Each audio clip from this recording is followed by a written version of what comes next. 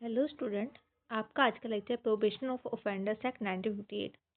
Student, ये lecture series आपके judiciary, JLO, APO, banking exam में इंपॉर्टेंट रहेगी। जो स्टूडेंट जुडिशरी की तैयारी कर रहे हैं उनको पता है कि उनके माइनर एक्ट में आता है, क्रिमिनल माइनर एक्ट में, और ये लेक्चर सीरीज आपके उसी से रिलेटेड है। हम अपने बैच पे आपको क्रिमिनल माइनर एक्ट एक क्लास में कवर करा रहे हैं, ठीक है। इसकी एक अलग से प्लेलिस्ट बनी है, आप उस पर जाके भी अपनी क्लास चेकआउट कर सकते हैं। ओके, आज का टॉपिक हम स्टार्ट करते हैं अपना, जो है आपका प्रोबेशन ऑफ ऑफेंडर एक्ट, अपराधी परिवीक्षा अधिनियम 1958। अपराधी परिवीक्षा अधिनियम 1958। स्टूडेंट, अगर मैं आपसे लेमन लैंग्वेज में बात करूं कि ये होता क्या है, तो आप देखेंगे कि कुछ ऑफेंडर्स ऐसे होते हैं, कुछ अपराधी ऐसे होते हैं जिन्होंने ये ऐसा ऑफेंस पहली बार किया होता है, और ऑफेंस इतना हार्श नेचर का, इतना सीरियस नेचर का नहीं होता, ठीक है। तो हम क्या करते हैं, हम उन्हें रिफॉर्म करने के लिए, मतलब उन अपराधियों को हम सुधारने का एक प्रयास देते हैं, और इस एक्ट में हम उन्हें सज़ा ना देकर, ठीक है, या तो कम सज़ा देकर या बिल्कुल भी सज़ा ना देकर हम उन्हें एक और मौका देते हैं। तो यही आपका प्रोबेशन ऑफ ऑफेंडर एक्ट है कि हम जो अपराधी है उनको एक मौका दे रहे हैं। या तो वह अपराधी आपके बालक है, 21 वर्ष से कम के हैं, या वह महिलाएं हैं, या वह ऐसे पुरुष है जिन्होंने अपराध किया है, पहली बार किया है और वो इतना सीरियस नहीं था, ठीक है। तो ये आपका, अगर मैं कहूँ समरी इस बेयर एक्ट की, आपकी ये है, ठीक है। अब हम अपना बेयर एक्ट स्टार्ट करते हैं। स्टूडेंट, आप अपने बेयर एक्ट को अपने आगे रखिए, और जो जो इंपॉर्टेंट पॉइंट मैं आपको बताऊँ उसे आप बेयर एक्ट में मार्क करते रहिए, साथ में उसके आप नोट्स बनाते रहिए, ठीक है। इस पीपीटी को देखकर भी आप अपने नोट्स बना सकते हैं। पहला आपका था टॉपिक की फीचर्स। जैसे आप देखते हैं मेरे बाकी आपने क्लासेस देखी है, उसमें मैंने आपको सबसे पहले किसी बेयर एक्ट का फीचर्स बताया कि इसके क्या क्या फीचर है, और प्री के क्वेश्चंस आपको इन्हीं फीचर्स में से देखने को लगभग मिल जाते हैं। एक्ट नंबर आपका ये है, एक्ट नंबर है आपका ये 20, ठीक है, 20 नंबर इसका एक्ट नंबर है। 1958 का ये आपका एक्ट है। आप 20 कैसे याद करेंगे? अगर आपको 20 याद करना है तो याद ऐसे करेंगे, हमने कहा कि प्रोबेशन ऑफ ऑफेंडर एक्ट उन व्यक्तियों पर लागू होता है जो 21 से कम है। 21 से कम आप मान लीजिए कितने हैं, क्या 20 के है, ठीक है। तो यहाँ से 20 से आप याद कर सकते हैं कि 21 से कम, तो इसका एक्ट नंबर भी क्या है, 21 से कम है। 21 से कम, 21 से कम यानी 20 है। एनफोर्समेंट डेट, एनफोर्समेंट डेट इसकी क्या है, 16 मई 1958 इसको बनाकर आपका लाया गया, ठीक है। कब लाया गया, इसको बना के तैयार हुआ ये आपका 16 मई 1958। ये तैयार तो आपका 1958 में हो गया 16 मई को, लेकिन इसको लागू करने में कितने दिन लग गए, आपके 4 साल लग गए। तो ये लागू हुआ, इसको लागू किया गया 1 अक्टूबर 1962 को, ठीक है, 1 अक्टूबर 1962 को, यानी गांधी जयंती से एक दिन पहले, गांधी जयंती से एक दिन पहले इसको हमने लागू किया। स्टूडेंट, ये की पॉइंट्स अगर आप याद रखेंगे तो आपको याद करना आसान हो जाएगा कि एक्ट नंबर क्या है। जिनके अपने टिक बना सकते हैं उसके हम ट्रिक से याद कर लेंगे, बाकी ऐसे तो बाद में आपको याद करना ही होता है। तो हमने देखा कि 20 हमने कैसे लिया, 20 हमने लिया कि 21 से कम, तो 20। 1 अक्टूबर हम याद कर लेते हैं कि गांधी जयंती से एक दिन पहले हमने प्रोबेशन ऑफ ऑफेंडर एक्ट लाया, अपराधियों को हमने रिहा कर दिया एक तरह से, ठीक है। एंट्री नंबर क्या है इसकी, 82। अगर आप देखेंगे जम्मू और कश्मीर का आप एक्ट देखेंगे, जो आपका 2019 का एक्ट आया है, उसमें आप देखेंगे कि जो हमारे प्रोबेशन ऑफ ऑफेंडर एक्ट उसको पूरे संपूर्ण भारत में लागू किया गया, और इसे लागू करने के लिए हमने वहाँ पे इसको कौन सी एंट्री में लिखा है, 82 नंबर एंट्री में हमने उसको लिखा है। अगर आप जम्मू कश्मीर 2019 की बात करते हैं, इस एक्ट की अगर आप बात करते हैं, तो इसमें आपका शेड्यूल है। उस शेड्यूल में जो आपकी लिस्ट दी हुई है, उस लिस्ट के अंदर जो 82 नंबर पे नाम लिखा हुआ है आपका, वो प्रोबेशन ऑफ ऑफेंडर एक्ट है। ओके, इसके अंदर टोटल आपके कितने सेक्शंस है, टोटल आपके 19 सेक्शंस है, 19 सेक्शन टोटल इसमें है। 21 साल से कम बच्चों के लिए 20 में ये आया और 19 सेक्शन लेके आया, ठीक है। ऐसे याद कर लो कि 20 में आया, 20 एक्ट नंबर के साथ आया, और 19 सेक्शन लिए लेके आया, 21, 20, 19, ठीक है। इसका एक्ट का क्या काम है, ये एक्ट आप क्या करेगा, रिलीज करेगा अपराधी को। अपराधी को ये क्या कर रहा है, मुक्त कर रहा है। ठीक है, किसके द्वारा मुक्त कर रहा है, दो चीज़ों से, एक तो प्रोबेशन लगा के, एक एडमोनेशन से। ये हम पढ़ेंगे आपके सेक्शन नंबर 3 में और सेक्शन नंबर 4 में। ठीक है, सेक्शन नंबर 3 और 4 में जो आपकी प्रक्रिया दी हुई है, जो आपका उसमें मेथड दिया हुआ है, उसके अकॉर्डिंग हम क्या कर रहे हैं, किसी भी अपराधी को आपके रिलीज कर रहे हैं। ओके, या फिर कोई भी ऐसा अपराधी जो इस रिलेटेड है। ठीक है, कोई भी ऐसा मैटर में हमने किसी अपराधी को पकड़ा है तो उन अपराधियों को भी हम क्या कर रहे हैं, रिलीज कर रहे हैं। ये हिंदी में, हिंदी मीडियम के स्टूडेंट्स यहाँ पे वीडियो पोस्ट करके इसको पढ़ सकते हैं और अपने नोट्स बना सकते हैं। आई होप आपको मेरी हिंदी और इंग्लिश की सीरीज पसंद आ रही है। ओके, फिर भी अगर आपको कोई डाउट है तो आप मुझे कमेंट सेक्शन में बता सकते हैं। स्टूडेंट, आपका सेक्शन नंबर 1 यहाँ से स्टार्ट होता है। आपका 19 सेक्शन है, छोटा सा एक्ट है, ज़्यादा टाइम हम इसमें नहीं लेंगे। ठीक है, इंपॉर्टेंट बातें मैं आपको बताती जाऊँगी। आप अपना बेयर एक्ट ओपन कर लीजिए। सेक्शन नंबर हम पढ़ते हैं 1।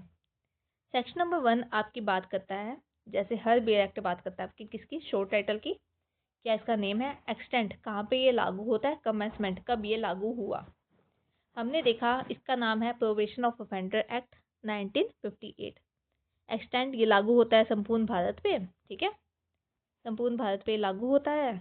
और आया कब, जब स्टेट गवर्नमेंट कहेगी। तो स्टेट गवर्नमेंट ने कब कहा इसको, केंद्र सरकार नहीं लेके आ रही इसको लेके आ रही है स्टेट गवर्नमेंट। इसका मतलब क्या हुआ कि जो ये 1 अक्टूबर की तारीख आपकी यहाँ पे है, ये 1 अक्टूबर पे कहाँ पे लागू हुआ, आपका राजस्थान में लागू हुआ है। ठीक है, लागू ये हुआ, बन के तैयार हुआ 16 मई 1958 को, ये लागू हो गया। मतलब केंद्र सरकार ने इसको लागू कर दिया। लेकिन हमने कहा कि इसको अपने राज्य में लागू करना है या नहीं करना है, ये कार्य किसका, राज्य सरकार का है, कि वह अपने राज्य में इस कानून को लागू करना चाहती है, नहीं करना चाहती, वो काम आपका राज्य सरकार का है। तो राजस्थान में इसको कब लागू किया गया, राजस्थान में इसको लागू किया गया 1 अक्टूबर 1962 को। ओके, तो यहाँ पे स्टूडेंट ध्यान रखना, ये स्टेट गवर्नमेंट लिखा हुआ है यहाँ पे। बाकी सब बेयर एक्ट अगर आप देखिए, अभी तक आपने जितने भी क्रिमिनल लॉज मैंने आपको पढ़ाए हैं उसमें हमने यहाँ पे सेंट्रल गवर्नमेंट देखा है, और ये पहला आपका एक्ट है जिसमें हम देख रहे हैं स्टेट गवर्नमेंट। ठीक है, फिर आप जाइए, मैंने स्टूडेंट जो सेम सेक्शन उनको एक साथ रखा है। ठीक है, अब हमने देखा कि ये कहाँ पे लागू हो रहा है। अब हम देखते हैं ये कहाँ पे लागू नहीं होता, तो हम पढ़ते हैं सेक्शन नंबर 18। अब अपने बेयर एक्ट में निकाल लीजिए सेक्शन नंबर 18। सेक्शन नंबर 18 में कहा है ऐसा आपको कि जहाँ पर आपके ये एक्ट अगर लागू हो रहे हैं, जहाँ पे आपके ये एक्ट लागू हो रहे हैं, ठीक है, वहाँ पे हम इसको लागू नहीं करेंगे। मतलब ये एक्ट जो है आपकी स्पेशल एक्ट है, तो हमें पता है कि स्पेशल एक्ट आपका हमेशा लोकल एक्ट के ऊपर आता है। अगर कहीं पर स्पेशल एक्ट बना हुआ है तो हम लोकल एक्ट को वहाँ पे नहीं लेंगे। ठीक है, तो ये स्पेशल एक्ट आपके हैं, इनके नेम आप याद कर लीजिए कि जहाँ जहाँ पे ये आपके 5 एक्ट अगर लागू होते हैं ना, सॉरी ये 5 नहीं 4 है, ये तो मैंने इसके लिए लिखा हुआ है। तो जहाँ पे आपके 4 एक्ट लागू होते हैं तो वहाँ पे आपके ये प्रोहिबिशन ऑफ ऑफेंडर एक्ट नहीं आएगा। पहला एक्ट आपका है रिफॉर्मेटरी स्कूल एक्ट 1897। 1897 का एक एक्ट आपका वो। दूसरा आपका करप्शन एक्ट यानी भ्रष्टाचार का जो आपका कानून है 1947 का, अगर वो कहीं पे लागू होता है तो हम पीओ को लागू नहीं करेंगे, प्रोहिबिशन ऑफेंडर एक्ट को लागू हम नहीं करेंगे। और अगला नेक्स्ट आपका है कि जुवेनाइल ऑफेंडर, अगर कोई आपके जुवेनाइल किशोर अगर कोई आपका अपराधी है, ठीक है, या कोई अपराधी आपको बोस्टल स्कूल में है, तो वह इन पे ये लागू नहीं होगा, क्योंकि आपको पता है वहाँ पे क्या लागू होता है, आपका जेजे एक्ट लागू होता है। ठीक है, इसलिए हम इसको लागू नहीं करेंगे। फिर स्टूडेंट ये आपकी एंट्री, अगर आप बेयर एक्ट में देखेंगे तो इसका नाम नहीं लिखा हुआ, लेकिन बेयर एक्ट के इस सेक्शन के नीचे आपके सब नोट में ये लिखा हुआ है कि 1978 से पहले, 1978 से पहले जहाँ पे ये कानून आपका लागू होता था वहाँ पे भी क्या होता है, आपका प्रोहिबिशन ऑफ ऑफेंडर एक्ट लागू नहीं होता था। ठीक है, तो स्टूडेंट ऐसे इतना डिफिकल्ट क्वेश्चन नहीं पूछते, लेकिन आपको ध्यान होना चाहिए। आप इसका नाम पढ़ लीजिए, अगर आप नाम पढ़ेंगे बाई चांस पेपर में क्वेश्चन आ गया ऐसा, तो आप नाम देखकर वहाँ पे आप कर सकते हैं कि हाँ हमने ये नाम पढ़ा हुआ है, वीमेन एंड गर्ल्स एक्ट 1956 का। ओके, आई थिंक आपको समझ आ गया हो। हिंदी में ये लिखा हुआ कि जहाँ पे आपका सुधार गृह अधिनियम 1897 लागू होता है वहाँ पे नहीं होगा। भ्रष्टाचार निवारण अधिनियम 1947, इंग्लिश मीडियम के बच्चे देखिए कि बेरा का हिंदी में नाम क्या है, क्योंकि हिंदी का ऐसे लिखोगे नाम हिंदी में लिखना पड़ेगा एक्ट का। वैसे ही इंग्लिश हिंदी मीडियम वाले देखिए कि इंग्लिश में इसको क्या बोलते हैं, ठीक है, क्योंकि आप इंग्लिश ऐसे लिखोगे तो आपको एक्ट का नाम इंग्लिश में लिखना होगा। ओके, थोड़ी थोड़ी माइनर थोड़ा सुधार करोगे अगर आप स्टडी के अंदर अपना, थोड़ी बातें पहले स्टार्टिंग में ही नोटिस करके चलोगे तो एक्स्ट्रा मेहनत आपको नहीं करनी पड़ेगी। अगर आप प्री की प्रिपरेशन कर रहे हैं और बेरेक्ट को अच्छे से देख रहे हैं, देखना ही होता है, इसको याद करना अपने आप याद होता जाता है। अगर आप देखकर भी चल रहे हैं ना कि हाँ इसको ऐसे लिखा हुआ, इसको ऐसे लिखा हुआ, तो आपके कई पोर्शन ऐसे होते हैं जो ऑटोमेटिक याद होते रहते हैं, ठीक है। आपको अलग से मेहनत करने की जरूरत नहीं है फिर उन पे। किशोर अपराधी या बोस्टल विद्यालय, हमने देखा किशोर जुवेनाइल, जुवेनाइल अपराधी है या बोस्टल आपके स्कूल है, वहाँ पे ये एक्ट आपका लागू नहीं होता। ओके, और महिलाओं और लड़कियों के अनैतिक व्यापार का दमन अधिनियम 1956। सेक्शन नंबर 19 साथ में पढ़ लीजिए आप। सेक्शन नंबर 90 आपको बताता है कि कई कई जगह पे ये एक्ट आपका लागू नहीं होगा। संहिता की ये धारा कुछ क्षेत्रों में लागू नहीं होगी, ठीक है। हमने देखा था कि जो हमारी स्टेट गवर्नमेंट है वह उसे लागू कर दिया है, तो स्टेट गवर्नमेंट क्या करेगी, अगर वह चाहेगी तो इसको लागू करेगी, अन्यथा उसको नहीं करेगी, ठीक है। अब आपका आता है सेक्शन नंबर 2। सेक्शन नंबर 2 आपको देता है डेफिनेशन, और अगर आप देखेंगे तो इसमें सिर्फ आपको 4 डेफिनेशन दी हुई है, ज़्यादा बड़ा एक्ट नहीं है। डेफिनेशन पोर्शन इतना इंपॉर्टेंट भी नहीं है, लेकिन हम देख लेते हैं। सेक्शन 2 आपकी बात करते हैं डेफिनेशन की। 2A आपको बताता है, 2A बात करता है आपकी कोड की।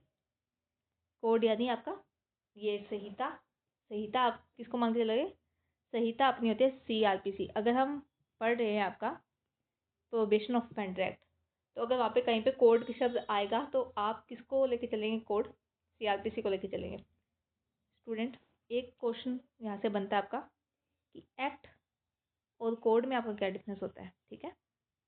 आप देखते हैं कि हम CPC को बोलते हैं सिविल प्रोसीजर कोड, CRPC को बोलते हैं क्रिमिनल प्रोसीजर कोड, ठीक है। जबकि बी, ये तो कुछ नहीं हुआ सॉरी, ये आपका बन गया BNSS, ठीक है। तो हमने इनके लिए कोड यूज़ किया और बाकियों के लिए हमने एक्ट क्यों यूज़ किया। तो हम देखते हैं कि एक्ट आपका बात करता है, हमेशा जो आपका एक्ट होगा वो बात करेगा आपका एक पर्टिकुलर ऑफेंस से, ठीक है। पर्टिकुलर कोई ऑफेंस है उससे बात करता है, जो उसे हम कहते हैं एक्ट, ठीक है। लेकिन जब हम बहुत सारे ऑफेंसेस को मिला देते हैं, ऑफेंसेस को हम मिला देते हैं, जब प्लस कर देते हैं, जैसे IPC इंडियन पेनल कोड, वो भी एक संहिता है आपकी, भारतीय न्याय संहिता। तो जब हम बहुत से ऑफेंसेस को मिलाकर उसको लागू करते हैं, पर्टिकुलर ऑफेंस की बात नहीं कर रही यहाँ पे, ऑफेंसेस बहुत सारे हैं, तो हम वहाँ पे यूज़ कर देते हैं कोड। जैसे आपकी सिविल प्रोसीजर कोड है, तो वह प्रोसेस ऐसा है जो हर सिविल मामले पे आपका लगेगा, ठीक है। किसी एक्ट ने अगर छूट दे देखे तो नहीं लगता, लेकिन हम उसको हर मामले पे लगा के चलते हैं सिविल के। वैसे अगर हम क्रिमिनल प्रोसीजर कोड की बात करें या भारतीय न्याय नागरिक सुरक्षा संहिता की अगर हम बात करें, तो जितने भी आपके क्रिमिनल मामले हैं सब पे वह प्रोसेस आपका लागू होता है। तो जब एक से ज़्यादा ऑफेंसेस पे कोई चीज़ लागू होगी आपकी, तो हम उसे कोड बोलेंगे। और जब किसी पर्टिकुलर एक ऑफेंस की बात अगर हम लेके चलते हैं, ठीक है, एक प्रकार के ऑफेंस की बात अगर हम लेके चलते हैं, तो हम उसके लिए एक्ट लेके आते हैं। ओके, तो इन्होंने कहा कि जब हम कोड की बात करेंगे तो आपका हम CRPC 1973 लेके चलेंगे। स्टूडेंट, अब आने वाले पेपर में आप क्या लिखेंगे, आप यहाँ पे ऐसे हाइफन लगा के लिख दीजिए BNSS 2023, क्योंकि आपकी BNSS में लिखा हुआ है कि आगे से जहाँ पे भी CRPC यूज़ किया गया है वहाँ पे हम BNSS यूज़ करेंगे, तो आप अभी इनमें हाइफन लगा के ऐसे लिख सकते हैं, ठीक है।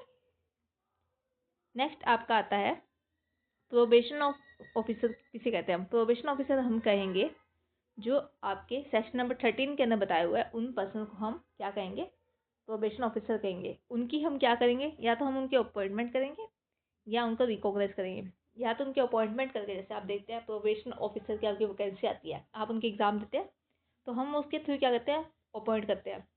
या कोर्ट के पास पावर होती है कि वह किसी भी पर्सन को, कोई पुलिस ऑफिसर को, किसी और पर्सन को वह क्या बना सकता है, प्रोबेशन ऑफिसर बना सकते हैं। तो हम वहाँ पे रिकॉग्नाइज कर रहे हैं, और अगर उनकी नियुक्ति हो रही है तो हम उसको अपॉइंट कर रहे हैं, ठीक है। इसका सब क्लोज C किसकी बात करता है, प्रिस्क्राइब्ड की। रूल नंबर जो आपका प्रिस्क्राइब का मतलब क्या है, वह रूल्स, वह कानून जो आपके सेक्शन नंबर 17 में लिखे गए हैं, ठीक है। लागू करेंगे उसको राज्य सरकार, लेकिन उसकी अप्रूवल कौन देगा, आपकी केंद्र सरकार।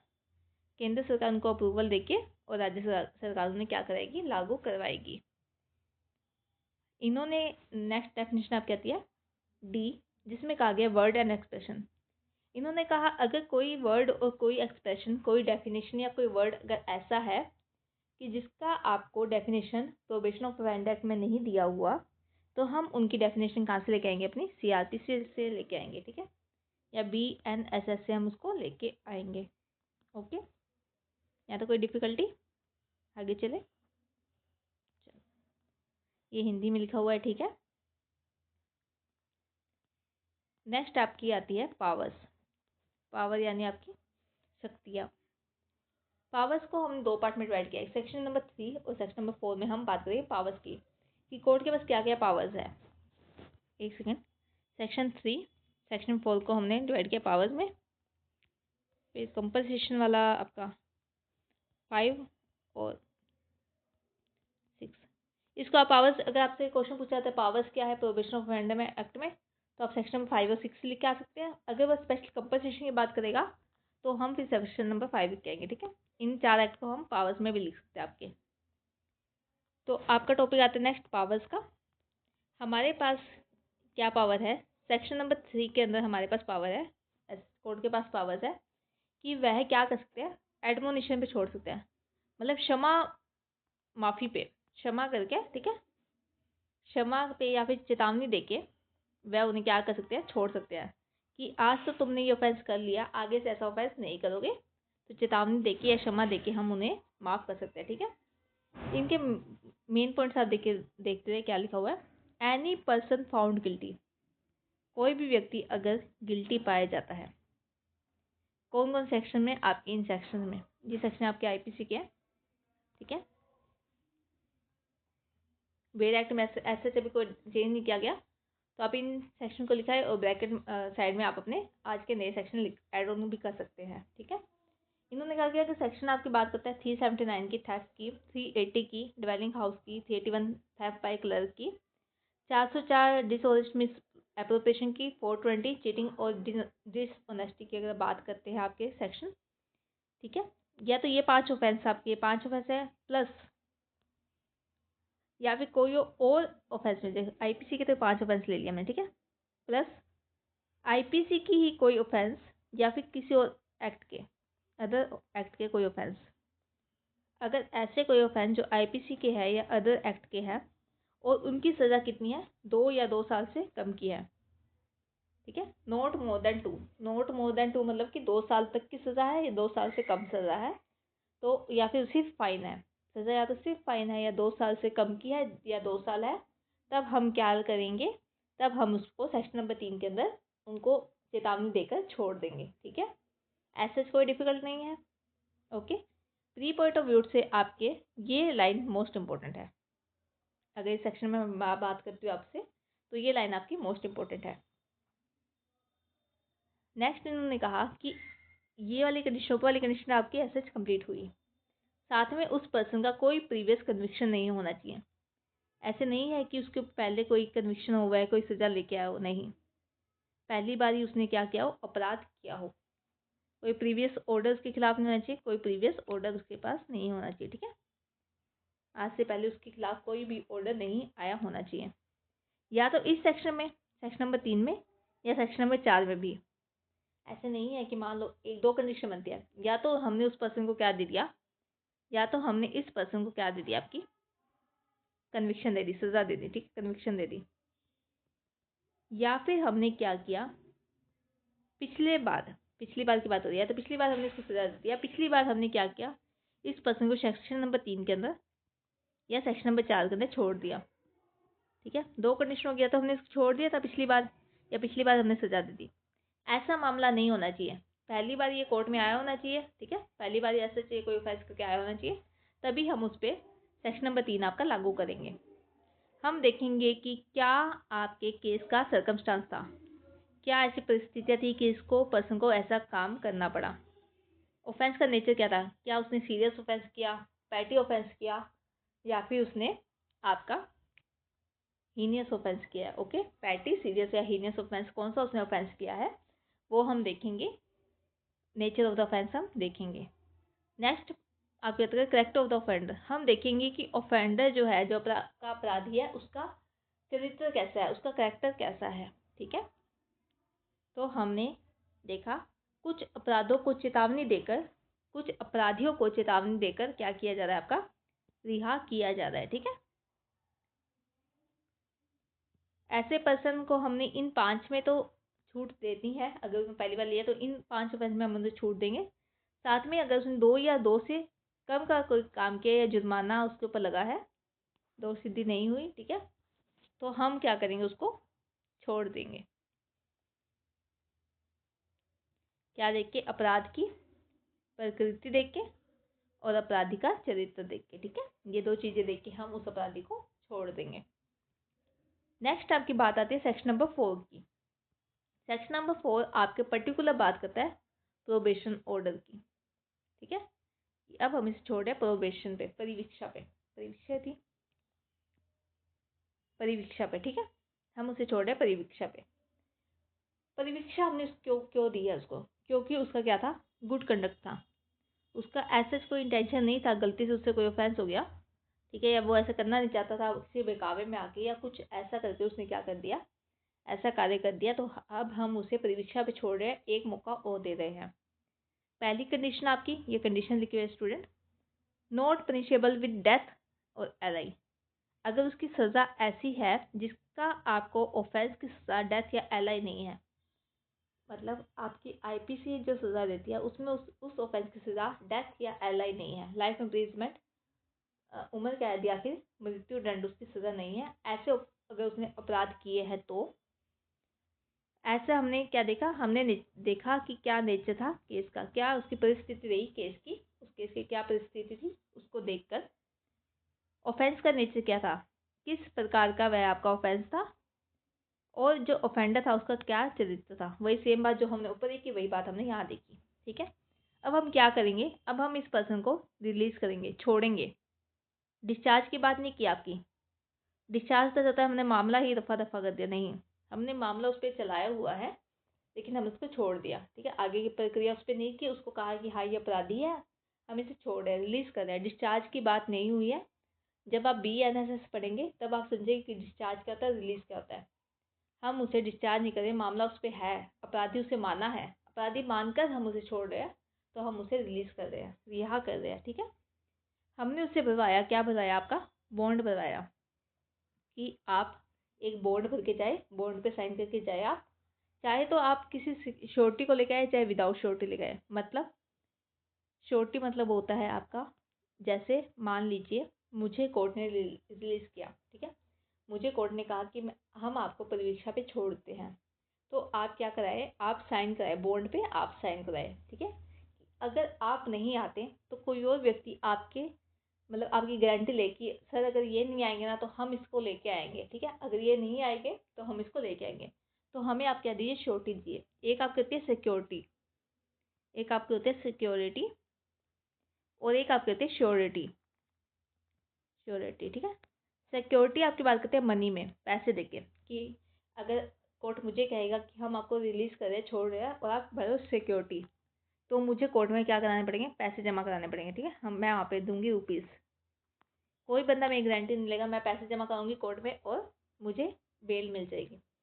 नेक्स्ट आपका आता है श्योरिटी, कि मैं, मेरे से कोर्ट मांगेगा कि आप एक 2 पर्सन ऐसे लेके आए कि जो आपके बिहाफ पे ये कहे कि सर अगर ये नहीं आते हैं तो हम इसको लेके आएंगे। ठीक है, आप इस गारंटी ले लीजिए कि ये यहाँ पे प्रेजेंट होएंगे आपको बुलाने पे, और हम इसको लेके आएंगे। तो वो पर्सन, अगर हम पर्सन के रूप में देते हैं, कोई व्यक्ति को अगर हम बनाते हैं अपना गार्डियन, गार्डियन ही मान लो आप उसको, ठीक है, guarantor, guardian sorry, guarantor, guarantee ले रहा है वो मेरी, तो हम ऐसे पर्सन को हम क्या मानेंगे, श्योरिटी मानेंगे। ओके, समझ आया आपको डिफरेंस? डिफरेंस स्टूडेंट मैं इसलिए समझा रही हूँ आपको क्योंकि मेंस में आपको ये अगर डिफरेंस पता है, या इंटरव्यू में आपसे इस टाइप से क्वेश्चन पूछे जाए तो आप वहाँ पे बता सकें। ठीक है, नेक्स्ट आपका है नोट एक्सिड 3 ईयर, मतलब जो आपके बॉन्ड साइन कराए जाएंगे वो सिर्फ आपको 3 साल का आपको दिया जाएगा बोर्ड कि 3 साल तक ये पर्सन हम रिलीज़ करके रख रहे हैं। 3 साल के बाद हम आगे देखेंगे कि क्या सच में इस पर्सन को रिलीज़ करना चाहिए या नहीं, ये अभी तक सुधरा नहीं तो हम इसको जेल में डाल देना चाहिए। हमने बोर्ड 3 साल का करा सकते हैं मैक्सिमम 3 साल का। मिनिमम कोर्ट का है कितना भी कराया जाए, मिनिमम 2 महीने का 3 महीने का वो कोर्ट पे है, लेकिन मैक्सिमम 3 साल तक का ही हम उसको बॉन्ड करा सकते हैं। ठीक है, उसके बाद हम दोबारा बुलाएंगे, दोबारा चेकआउट करेंगे। किसके लिए हमने बॉन्ड साइन कराया कि keep the peace and good behaviour, अगर वह अच्छी तरह पीस बनाए रखते हैं और गुड बिहेवियर बनाए रखते हैं, ऐसे हम लिखवाएंगे बॉन्ड में कि हम शांति बनाए रखेंगे और हमारा बर्ताव हम अच्छा रखेंगे, इस बार हमें रिलीज़ कर दीजिए। ठीक है, तो हम उसको क्या कर देंगे, रिलीज़ कर देंगे। या फिर हम क्या करेंगे, नो डायरेक्टली रिलीज, उसको हम डायरेक्टली रिलीज नहीं करेंगे। हम क्या करेंगे, पहले अपराधी से खुद से उसकी श्योरिटी से क्या करेंगे, सेटिस्फाइड कराएंगे कि हाँ ये पर्सन कोई अपराध नहीं करेगा, शांति बनाए रखेगा। ठीक है, ऐसा हम पहले सेटिस्फाइड होंगे, फिर हम उसको रिलीज़ करेंगे। ठीक है, अब एक क्वेश्चन आता है स्टूडेंट आपका कि आपके इन मामले में क्षेत्राधिकार क्या है। अगर मैं बात करती हूँ कौन सा कोर्ट, कौन सा मतलब कि आपके डेजिग्नेटेड जज कौन से ऐसे हैं जो कि ये मामला सुनेंगे, तो क्षेत्राधिकार आपका इन जगह का होगा जहाँ पे वो पर्सन क्या रहता है, अबोर्ड मतलब रहता है। ऐसा कोई फिक्स प्लेस है कि वो पर्सन वहाँ पे रहता है, वहाँ का निवासी है, तो हम ये मामला उस कोर्ट के पास जाएगा। ठीक है, या फिर रेगुलर ऑक्यूपेशन इन प्लेस कि वह उस जगह पे क्या करता है, रेगुलर काम करता है, कोई काम के सिलसिले में या पर्सन वहाँ रहता है, काम करता है, तो ऐसी जगहों का ही हम क्या लेंगे, जुरिस्डिक्शन आपका लेंगे। ठीक है,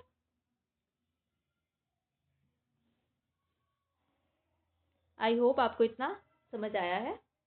आप अपने से भी इसको दोबारा रिवाइज करेंगे तो आपको इसको अच्छी तरह याद हो जाएगा। ठीक है, और आपको पता है टेस्ट सीरीज हम लगाए रहे अपने क्लासेस में, तो आप टेस्ट सीरीज के थ्रू भी इसको अच्छी तरह रिवाइज कर सकते हैं, एमसीक्यू सीरीज आप देख सकते हैं। ठीक है, फिर हम देखते हैं सब सेक्शन 2। सेक्शन नंबर 4 आपका लेंथी है और सबसे मोस्ट इम्पोर्टेंट सेक्शन हम इसको कह सकते हैं, क्योंकि नाम ही आपका इसी सेक्शन के पे रखा गया है। सेक्शन नंबर 2 सब सेक्शन 2 बात करता है आपकी कोर्ट के पास क्या होने की एक रिपोर्ट रहेगी। कोर्ट अपना फैसला एक रिपोर्ट पे सुनाएंगे। कोर्ट को तो नहीं पता कि ये पर्सन कैसा है, इसका नेचर कैसा है, सोसाइटी में कैसे रहता है। ठीक है, कोर्ट को तो ये नहीं पता, तो कोर्ट क्या करेंगे, प्रोबेशन ऑफिसर को बोलेंगे। हमने देखा था प्रोबेशन ऑफिसर, हम डेफिनेशन में ऊपर पढ़ के आए हैं, प्रोबेशन ऑफिसर एक होता है। तो वह क्या करेंगे, कोर्ट कहेंगे प्रोबेशन ऑफिसर को कि आप क्या करें, आप एक रिपोर्ट बनाए इस पर्सन की, इस पर्सन का कैरेक्टर कैसा है, ये सोसाइटी में कैसे रहता है। ठीक है, इसका नेचर कैसा है, ये रिपोर्ट आप बनाए और इस रिपोर्ट को आप हमारे कोर्ट में पेश करिए। इसको रिपोर्ट को देखकर ही हम क्या करेंगे, ये डिसाइड करेंगे कि इसको सेक्शन नंबर 3 और 4 में छोड़ना है या नहीं छोड़ना है। ठीक है, तो सब सेक्शन 2 बात करता है आपकी रिपोर्ट की। सब सेक्शन 3 बात करता है आपकी अगर आपके इंटरेस्ट है, फ़ायदा है किसका, या तो पब्लिक का, समाज का। ठीक है, जो आपकी पब्लिक है अगर उसका फ़ायदा है, या फिर आपके जो ऑफेंडर है, जो अपराधी है, अगर उसका फ़ायदा है, तो हम क्या करेंगे, तो हम बॉन्ड के साथ साथ कुछ एडिशन ऑर्डर भी पास करेंगे। ठीक है, बॉन्ड के साथ साथ हम कुछ और ऑर्डर्स भी पास करेंगे इसके अंदर, जिसे हम कहेंगे सुपरवाइजर ऑर्डर कि आप 3 साल तो इसको बॉन्ड पे हम छोड़ रहे हैं, मतलब 3 साल तक मैक्सिमम हम इसे बॉन्ड पे छोड़ सकते हैं। साथ में हम कहेंगे कि 1 साल इस पर निगरानी रखी जाए, कम से कम 1 साल, इस पर क्या किया जाए, निगरानी रखी जाए, मतलब सुपरविजन इसकी निगरानी में रखा जाए। और निगरानी में रखेगा कौन, निगरानी इस पर रखेगा आपका प्रोबेशन ऑफिसर। ठीक है, तो मिनिमम हम 1 साल की निगरानी का ऑर्डर भी दे सकते हैं, जो कि निगरानी आपकी करेगा प्रोबेशन ऑफिसर। यहाँ तक कोई डाउट। नेक्स्ट आपका आता है एडिशनल कंडीशंस। हम कुछ और कंडीशन भी लगा सकते हैं। बोर्ड में कंडीशन लगाई थी कि ये शांति बनाए रखेगा और गुड कंडक्ट रखेगा, मतलब अच्छा इसका वो रखेगा, व्यवहार रखेगा। ठीक है, इसके अलावा भी हम कुछ और कंडीशंस यहाँ पे लगा सकते हैं। पहला है उसके रेजिडेंस से लेके, मतलब उसके निवास से लेके कि आप यहाँ नहीं जाएंगे, आप यहाँ जाएंगे, अगर आप कहीं जाते हैं तो बता के जाएंगे, आउट ऑफ कंट्री जाते हैं, आउट ऑफ स्टेट जाते हैं तो आप पुलिस को बता के जाएंगे। ठीक है, उसके रेजिडेंस को, अगर आप कहीं और जाके रहते हैं तो भी आप हमें बता के जाएंगे। एब्सटेंशन फ्रॉम इंटॉक्सिकेशन, यहाँ पे स्टूडेंट ए है, इंटॉक्सिकेशन ये है यहाँ पे, ठीक, जेड नहीं है। मतलब कि हम उसको मना करेंगे कि आपको नशीले पदार्थों से दूर रहना है, इंटॉक्सिकेशन नहीं करनी है, नशीले पदार्थों का आपको यूज़ नहीं करना, उससे आपको दूर रहना है। या कोई और मैटर अगर हम देखते हैं कि भाई इस चीज़ों से इसको मतलब कि एग्रेशन हो जाता है, गुस्सा आ जाता है, तो ऐसी चीज़ों को भी हम उसको मना कर सकते हैं कि आपको ये काम नहीं करना है ऑफेंडर को, ठीक है। तो हम ये इनको अदर कंडीशंस पे इम्पोज कर सकते हैं। ओके, नेक्स्ट आपका preventing repeat of same offence. हम उन्हें मना करेंगे या उस पर हम निगरानी रखेंगे कि क्या ना करे, वो ऐसे ऑफेंस को दोबारा ना रिपीट करें। नए ऑफेंस तो नहीं करना है, ठीक है, साथ में ऐसे ऑफेंस भी उसको दोबारा नहीं करने हैं। और commission of other offence by offender, हम ये निगरानी रखेंगे उस पर कि किसी और प्रकार का कोई ऑफेंस नहीं करना आपको, और इस प्रकृति का भी कोई ऑफेंस नहीं करना है आपको। कोर्ट क्या करेगी, कॉपी देगी किसको, सुपरविजनिंग ऑर्डर को। जो उसने कोर्ट ने जो ऑर्डर पास किया है उसकी एक कॉपी किसको दी जाएगी, आपके सुपरवाइजिंग ऑफिसर को दी जाएगी, ठीक है, जो कि आपके प्रोबेशन ऑफिसर होंगे उनको दी जाएगी। सिक्योरिटी श्योरिटीज को दी जाएगी, श्योरिटीज को दी जाएगी, और ऑफेंडर को, अपराधी को दी जाएगी। इन 3 पर्सन को कॉपीज आपकी दी जाएगी, ठीक है, इन 3 पर्सन को आपकी क्या दी जाएगी, कॉपी दी जाएगी। ये क्वेश्चन बन सकता है प्री में, पर्सन के नाम आप याद कर लीजिए। एक्ट छोटा सा है तो क्वेश्चन बनाने में हमें थोड़ी डिफिकल्टी आती है, इसलिए इस छोटे एक्ट्स में डीपली क्वेश्चन आपसे पूछ लिए जाते हैं। नेक्स्ट आपका आता है power of court, power of court to release offender to pay compensation and cost. हमने ऑफेंडर को कहा, हमने अपराधी को कहा कि हम आपको तभी रिलीज करेंगे या तो जब आप कंपनसेशन दे दो या कॉस्ट दे दो। देखो, अपराधी है, ठीक है, तो कोई पीड़ित तो होगा, कोई विक्टिम तो होगा, तभी तो वो अपराधी बना है, उसने किसी का तो नुकसान किया होगा। अगर उसने किसी का नुकसान किया है तो कोई ना कोई पर्सन उससे मुआवजा मांग रहा होगा। तो चलो इन्होंने हमारे घर पे चोरी कर दी, तो कम से कम हमारी चोरी का सामान रिटर्न कर दीजिए, हमें आपत्ति हुई है, जो हमने केस फाइल किया है उसकी फीस हमें दे दीजिए, ठीक है। आप छोड़ रहे हैं कोर्ट, आप इनको मौका दे रहे हैं कि भाई पहले वो ऑफेंस किया तो हम छोड़ देते हैं, तो हमें तो कुछ दिलाए, हम विक्टिम है, हमें तो कुछ आप कंपनसेशन दे या कॉस्ट दे। तो इन्होंने क्या कहा कि एक पर्सन को तभी रिलीज किया जाएगा जब वो कॉस्ट पे करेगा, मतलब कोर्ट की फीस वगैरह पे करेगा या फिर वह मुआवजा देगा, ठीक है। तो कोर्ट क्या करेंगी, कोर्ट डायरेक्ट करेगी, कोर्ट ऑर्डर देंगे, किसको देगी, अपराधी को देगी। अपराधी को ऑर्डर देगी कि आप सेक्शन 3 और 4 में तभी हम आपको छोड़ेंगे जब आप ऐसे कार्य करते हैं। कैसे कार्य, कि आप हमें मुआवजा जितना भी बनता है, ठीक है, जो लॉस हुआ, जो इंजरी हुई विक्टिम को, उसको आप जितना भी लॉस हुआ, जितनी भी उसको इंजरी हुई, उसका मुआवजा आप दे दीजिए, ठीक है, और हम आपको रिलीज कर देंगे। या जितना भी खर्चा आपका आया, कोर्ट का जितना भी खर्चा आया, अदर पार्टी का खर्चा आया, जितना भी प्रोसीडिंग के अंदर, आप वो पेमेंट कर दीजिए और हम आपको रिलीज कर देंगे, ठीक है। ये आपका हो गया कि क्या क्या ऑर्डर दिया जाएगा।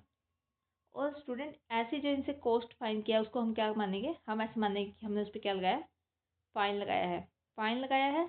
और इसको कैसे आप मतलब वसूलेंगे, सेक्शन 421 ऑफ CRPC, मतलब कि जैसे वहाँ पे हम फाइन किसी का, अगर हम किसी फाइन लगाते हैं तो जैसे हम वहाँ पे फाइन वसूलते हैं वैसे ही हम यहाँ पे भी फाइन वसूल लेंगे, ठीक है, 421 और 422 के अंदर। अगर स्टूडेंट आपका कोई सिविल कोर्ट है, ठीक है, सिविल कोर्ट में कोई भी सूट अगर आपका चल रहा है, ऐसे मामलों से रिलेटेड, सिविल मामला तो उस पर्सन पे चल रहा है, साथ में कोई क्रिमिनल मामला उस पर चल रहा है, ठीक है, साथ में उस पर कोई सिविल मामला भी चल रहा है, तो हम उस पर भी देखेंगे कि उस वहाँ पे उस कोर्ट में कि कैसे कितना कंपनसेशन लगाया गया है, और वहाँ का कंपनसेशन भी हम डैमेज के रूप में वसूल लेंगे। सिविल मामलों में आपको पता है कि पर्सन पे हम मुआवजा लगाते हैं, कंपनसेशन लगाते हैं, ठीक है। और तो वहाँ पे अगर उस पर कोई कंपनसेशन लगाया गया है तो हम ऐसे मान के चलेंगे कि हाँ वहाँ पे उस पर क्या लगाया, डैमेज उसको देना पड़ेगा, ठीक है।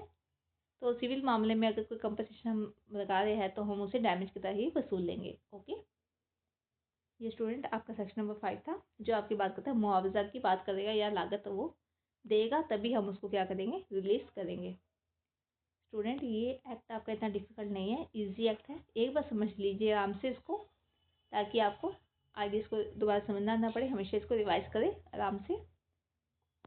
ओके, सेक्शन नंबर 3 हमने पढ़ा। उसको ने क्या किया था, उसको एडमोनिशन पे छोड़ा था, मतलब उसको हमने धमका के छोड़ दिया।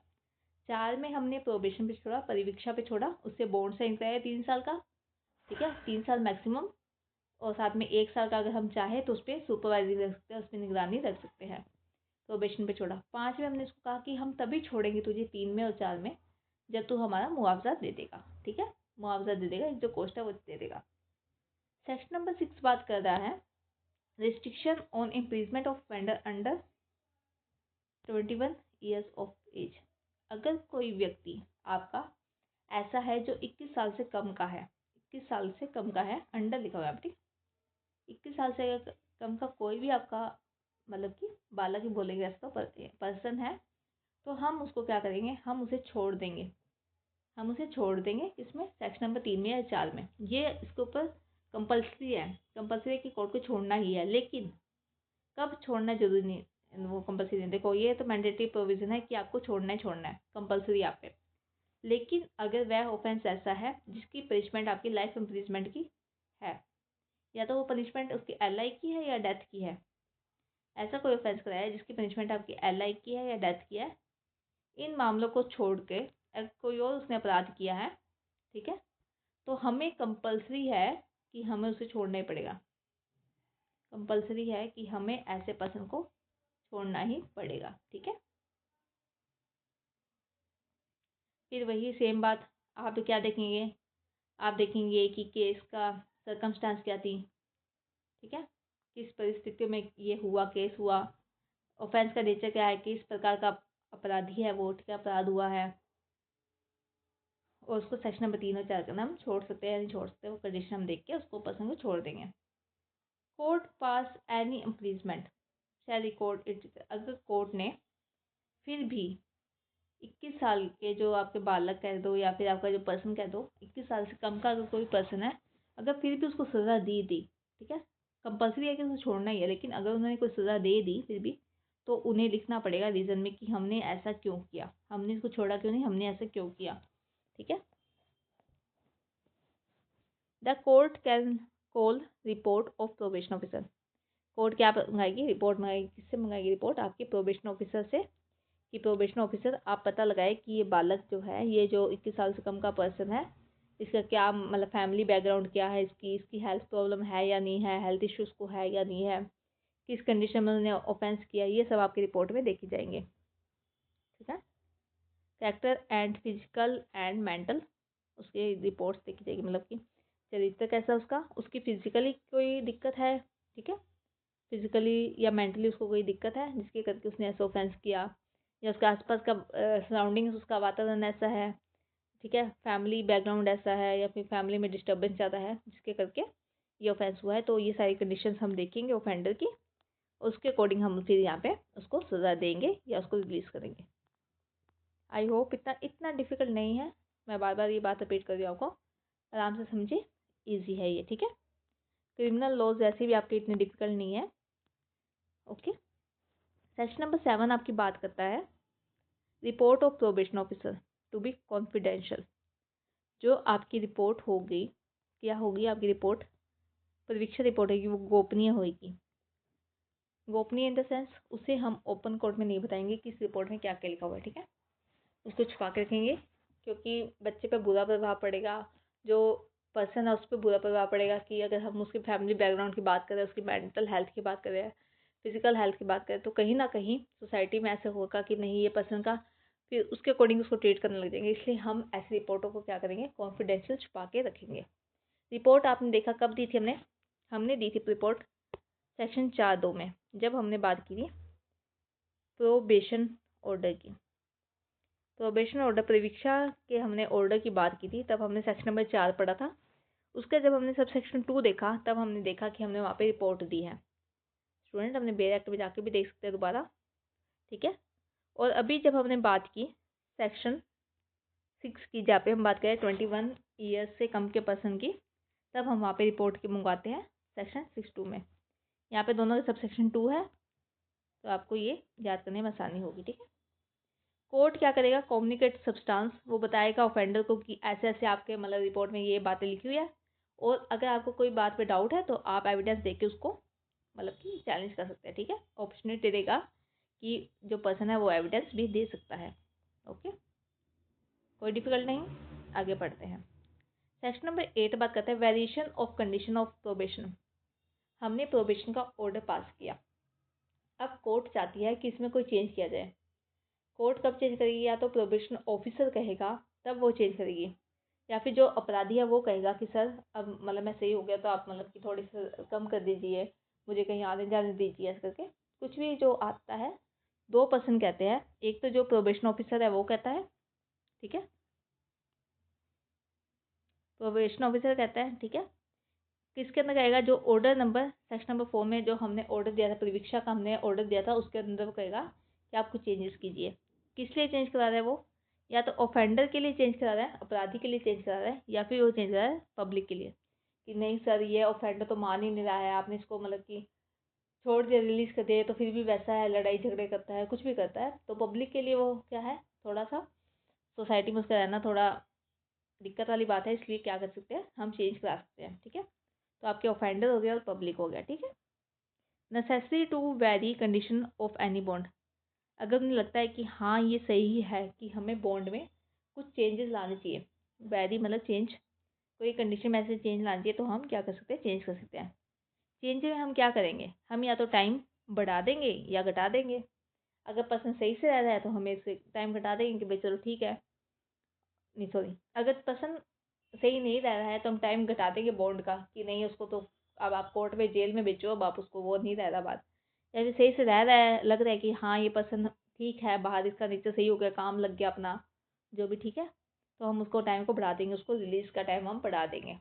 ओके, बट लेकिन क्या, but not exceed 3 years from the date of the original order. लेकिन जिस दिन उसका ओरिजिनल ऑर्डर है उससे 3 साल का ज़्यादा टाइम नहीं देंगे। वही बात, 3 साल का बॉन्ड ही दे सकते हैं, तो 3 साल का बॉन्ड ही हम उसको देंगे। टाइम बढ़ाने टाइम की हमने पहले 1 साल उसको रखा कि 1 साल रिलीज करके देखते हैं, फिर देखा नहीं है तो सही रह रहा है तो बढ़ा के 2 साल कर दिए कि 2 साल हम इसको रख के देखते हैं सही। ठीक है, और अगर कोर्ट को लगता है कोई एडिशनल कंडीशन लगानी है तो वो भी लगा सकता है।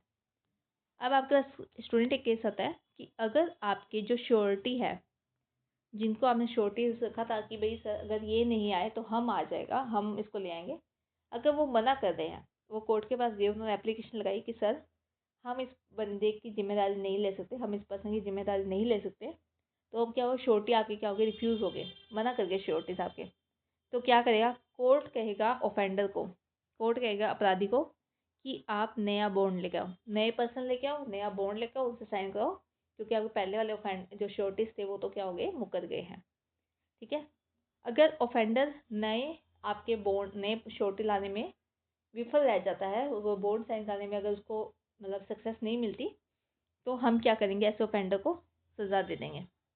आप श्योरिटी नहीं ला पाए, अब आपको सज़ा काटनी पड़ेगी। अगर वो ले आया तो फिर हम बॉन्ड को, नए बॉन्ड को साइन करवा लेंगे। ठीक है, कोर्ट एप्लीकेशन बाय प्रोबेशन। अगर कोर्ट के पास प्रोबेशन ऑफिसर एप्लीकेशन लगाता है कि offenders conduct unnecessary kept under supervision, कि सर अब ज़रूरी नहीं है, ज़रूरत नहीं है सुपरविजन ऑर्डर की भी, ये पर्सन सही रह रहा है, सही से काम कर रहा है, तो वो कैन, अगर वह चाहे तो सुपरविजन ऑर्डर को भी, जो 1 साल का था आपका मिनिमम, कम से कम 1 साल का था, उसको भी बंद करा सकते हैं। ठीक है, कि सर ये सही है, ठीक है, पर्सन अपने काम पे जाता है और अब कोई भी गुस्सा नहीं करता, ना किसी से लड़ाई झगड़ा होता है, ठीक है, तो अब भी हम इसका सुपरविजन ऑर्डर भी बंद कर सकते हैं। किसने कहा, प्रोबेशन ऑफिसर ने एप्लीकेशन लगाई। ठीक है, ये इसका हिंदी में। ठीक है, सेक्शन नंबर 8। अब बात करते हैं सेक्शन नंबर 9 की, procedure in case of offender failing to observe condition of bond. अगर जो आपका अपराधी है, अब वो है बॉन्ड की कंडीशन नहीं मान रहा है, हमें क्या किया, हमें दी रिपोर्ट दी, किसने दी रिपोर्ट, प्रोबेशन ऑफिसर ने हमें ऐसी रिपोर्ट ला के दी कि सर जो आपका अपराधी है ना, अब वो कंडीशन आपकी नहीं मान रहा है। आपने कहा बाहर नहीं जाना, वो बाहर जा रहा है। आपने कहा कि क्या बोलते हैं, इस पर्सन के घर नहीं जाना, तो वो उस पर्सन के घर जाके दंगे कर रहा है, तो वह क्या कर रहा है, फेल हो रहा है, आपकी कंडीशन वह नहीं मान रहा है जो आपने बोर्ड में की थी। तो अब कोर्ट क्या करेगी आपको पता है, या तो अरेस्ट करेंगे या समन भेजेंगे, आओ पेश हो।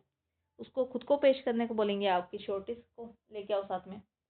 कोर्ट ये ऑर्डर देगा ना कि भाई अब पर्सन को रिलीज कर रहा है, तो वो कोर्ट क्या देगी, वारंट इशू कर देगी कि भाई पर्सन को अरेस्ट करके जेल में डाल दो।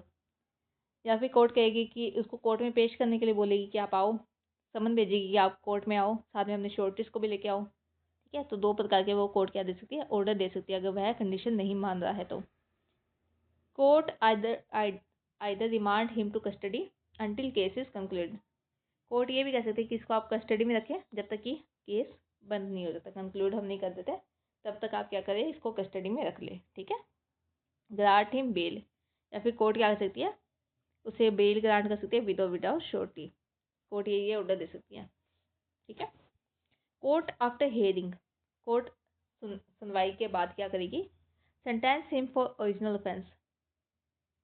सुनवाई करेगी, कोर्ट को बुलाएगी, सुनवाई करेगी, या तो कोर्ट कहेगी कि नहीं आप बाहर रहने के लायक ही नहीं है, आप क्या कर रहे हैं, हमारी कंडीशन तो मान नहीं रहे, तो आपको जितनी भी ओरिजिनल सज़ा आपको मिलनी है वह अब आप काटें। सेंटेंस दे देंगे कि आप जितनी भी आपकी ओरिजिनल सज़ा है आप उसे कंप्लीट कीजिए। ठीक है, अगर वो फेल हो जाता है फर्स्ट टाइम, जैसे कोर्ट उनसे अगर पेनल्टी मांगती है कि आप इतने पैसे जमा करा दीजिए और हम आपको दोबारा रिलीज़ कर देंगे। ठीक है, अगर कोर्ट उनसे पेनल्टी मांगता है, मतलब कि उसको फीस लगाते हैं या फिर सज़ा के रूप में फाइन लगाते हैं और वह नहीं देता है, तो क्या करेंगे, 50 रुपये का जुर्माना उस पर इस बात के लिए लगाया जाएगा कि उसने पेनल्टी जमा नहीं की।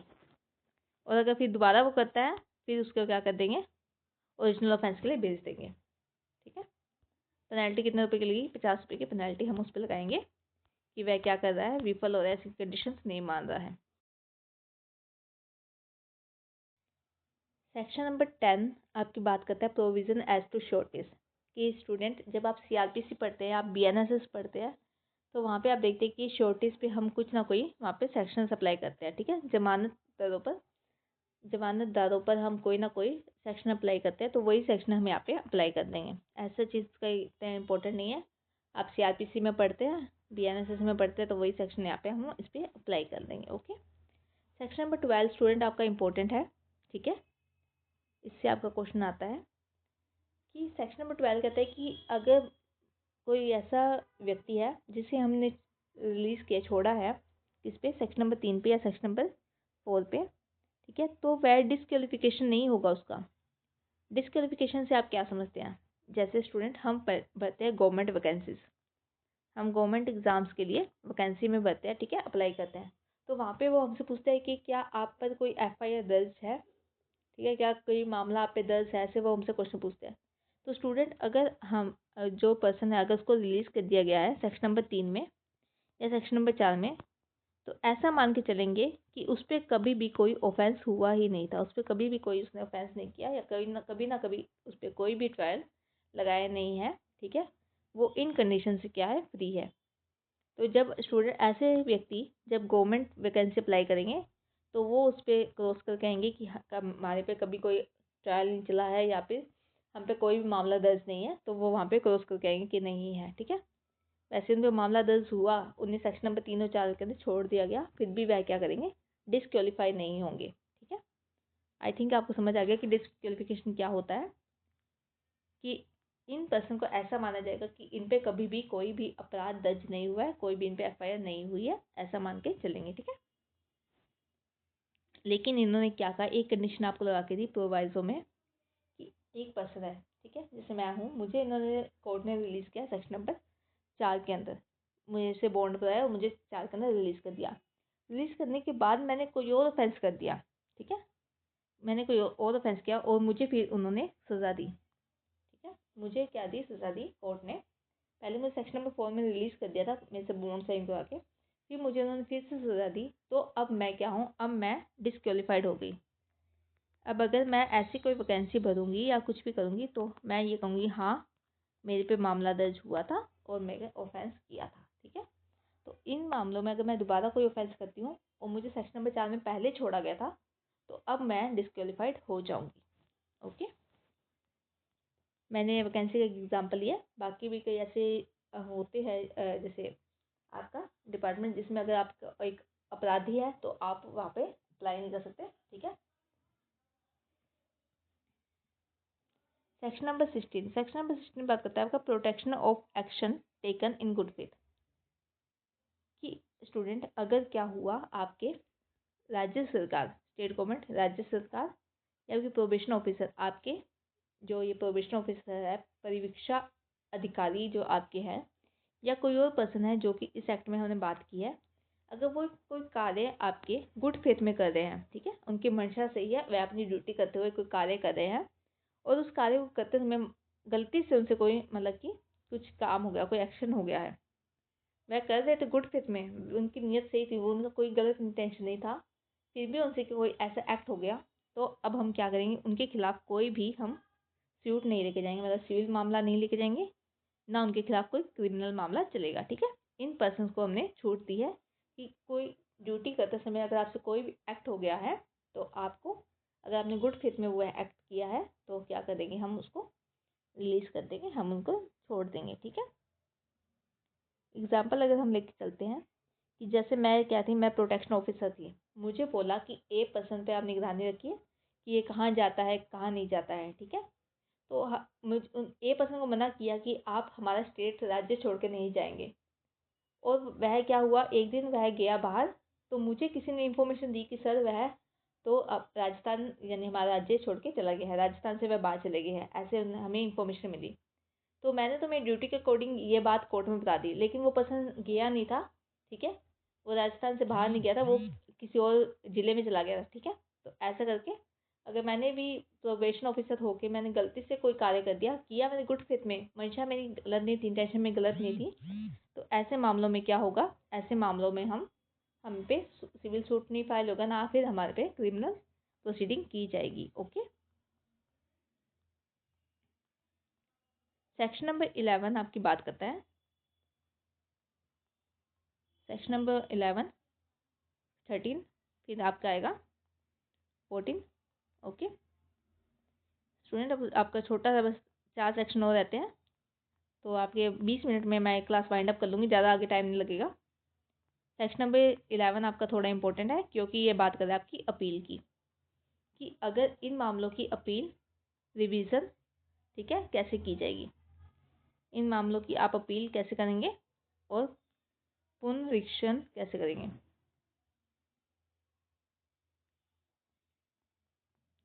अगर आपकी सज़ा दी गई है किसी भी कोर्ट के द्वारा, ठीक है, किसी कोर्ट के द्वारा या हाई कोर्ट के द्वारा, ठीक है, अगर कोई सज़ा दी गई है कोर्ट, हाई कोर्ट के द्वारा या किसी और कोर्ट के द्वारा, तो ये मामला उन्हीं कोर्ट में जाएगा जिसका मामला जाता है। जैसे हाई कोर्ट की हम अपील सुप्रीम कोर्ट में करते हैं, और अदर कोर्ट की अपील जहाँ जहाँ होती है वहाँ वहाँ हम इन मामलों को लेके जाएंगे। ठीक है, नॉर्मल बात ये आपकी है कि जहाँ पर ऑर्डिनरी जगह पे उसका क्या होता है, मामला होता है, वहाँ पे हम जाते, जैसे ऑर्डिनरी हम किसी चीज़ की अपील किसी कोर्ट में लेके जाते हैं, तो उसी तरह से माना जाएगा कि इस मामलों की अपील भी उन्हीं कोर्ट में जाएगी। ठीक है, पहला तो ये होगा आपका।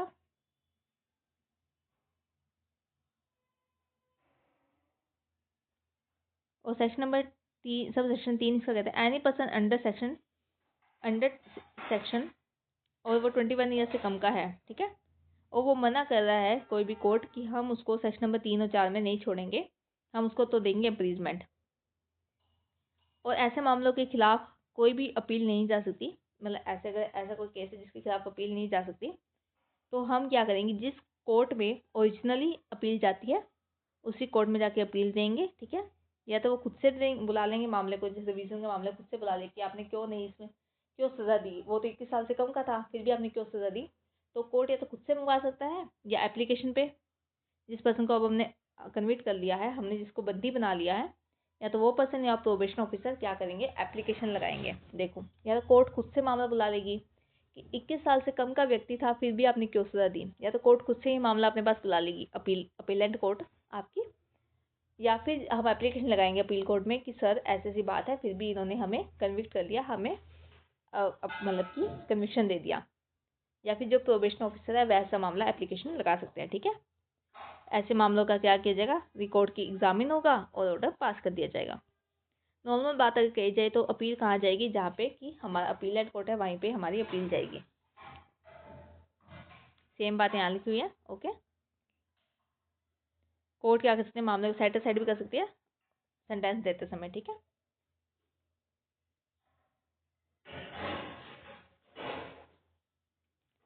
सेक्शन नंबर 13 बात करते हैं कि प्रोबेशन ऑफिसर कौन होगा, प्रोबेशन ऑफिसर आप कौन होंगे। सब सेक्शन 1 कहता है कि पर्सन अपॉइंटेड, कौन पर्सन, किस पर्सन को हम क्या करेंगे, अपॉइंट करेंगे। तो स्टेट गवर्नमेंट अपॉइंटमेंट करेगी, ठीक है। पहला क्वेश्चन आता है कौन अपॉइंट करेगा, तो स्टेट गवर्नमेंट अपॉइंट करेगी। एग्जाम आपको पता है स्टेट गवर्नमेंट लेगी आपके, ठीक है। Recognise as by state government, एक तो हमने देखा था कि या तो इनकी नियुक्ति होगी या इनको रिकॉग्नाइज किया जाएगा, किसी पर्सन को हमने डायरेक्टली बना दिया, ठीक है। तो या तो इनकी अपॉइंटमेंट की हमने, या फिर इनको रिकॉग्नाइज किया, और ये तो पहला हो गया आपकी स्टेट गवर्नमेंट कर दिया। सब सेक्शन 1 आपकी बात करें स्टेट गवर्नमेंट की। सेकंड क्या है कि कोई ऐसा पर्सन जो सोसाइटी के द्वारा किया गया, कोई सोसाइटी है आपकी, ठीक है, वो भी ऐसे पर्सन को कह सकती है कि आप क्या बनेंगे, प्रोबेशन ऑफिसर करेंगे, ठीक है। सोसाइटी ने नाम बताया और स्टेट गवर्नमेंट ने उसको रिकॉग्नाइज कर दिया कि हाँ सर ये पर्सन है हमारे, आप इनको बना सकते हैं। और थर्ड जो आपका केस आता है इंपॉर्टेंट केस, एक्सेप्शन केस, कि अगर कोर्ट चाहे तो किसी पर्सन को क्या कर सकते हैं, प्रोबेशन ऑफिसर बना सकते हैं। जैसे मैं एक इन्वेस्टिगेशन ऑफिसर हूँ, ठीक है, मैं उस मामले की इन्वेस्टिगेशन करी थी। अब कोर्ट ने देखा कि ये जो पर्सन है इसको इस मामले का सब कुछ खबर है, ठीक है, इन्वेस्टिगेट इसने किया तो इसको पता है मामला, तो कोर्ट ने मुझे ही क्या बना दिया, प्रोबेशन ऑफिसर बना दिया। मैं हूँ तो क्या, इन्वेस्टिगेशन ऑफिसर, ठीक है, मैंने मामले की इन्वेस्टिगेशन की, जांच की, मैं तो हूँ जांच अधिकारी, लेकिन फिर भी कोर्ट ने मुझे क्या बना दिया, परिवीक्षा अधिकारी बना दिया, ठीक है। तो ये 3 मामले आ गए, या तो स्टेट गवर्नमेंट, या सोसाइटी, या एनी अदर पर्सन जो कि कोर्ट ने आपको किया है। अगर कोर्ट को लगता है कि हाँ ये पर्सन आपका फिट है इस कार्य को करने के लिए, ठीक है, स्पेशल सर्कमस्टांस देख के तो ये मान लिया जाएगा। अब हम क्या करते हैं स्टूडेंट, ये आपको पढ़ने की वैसे जरूरत नहीं है क्योंकि ये आपका रिमूव हो गया है मेट्रोपॉलिटन एरिया, अब BNSS में इसकी बात नहीं की गई। लेकिन पहले अगर हम बात करते हैं मेट्रोपॉलिटन एरिया की, ठीक है, तो हम देखते हैं कि मेट्रोपॉलिटन एरिया को हम जिला मानेंगे और चीफ मेट्रोपॉलिटन एरिया को हम डिस्ट्रिक्ट मजिस्ट्रेट मानेंगे, ठीक है, महानगर मजिस्ट्रेट मानेंगे, ओके। और महानगर जिला मुख्य को मानेंगे, जिला मजिस्ट्रेट मानेंगे, ओके।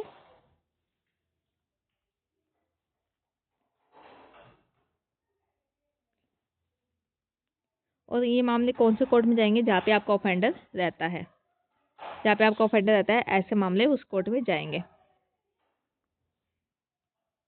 और जो आपका प्रोबेशन ऑफिसर है वो किसके कंट्रोल में काम करेगा, वो जिला मजिस्ट्रेट के अंडर काम करेगा, डिस्ट्रिक्ट मजिस्ट्रेट के अंडर काम करेंगे, उनके कंट्रोल में माना जाएगा कि उनके कंट्रोल में वह काम कर रहे हैं, ठीक है। ये इंपॉर्टेंट आ गया कि प्रोबेशन ऑफिसर आपके किसके कंट्रोल में काम किए माने जाएंगे, ऐसा माना जाएगा कि वह डिस्ट्रिक्ट मजिस्ट्रेट के अंडर ही काम कर रहे हैं, ठीक है।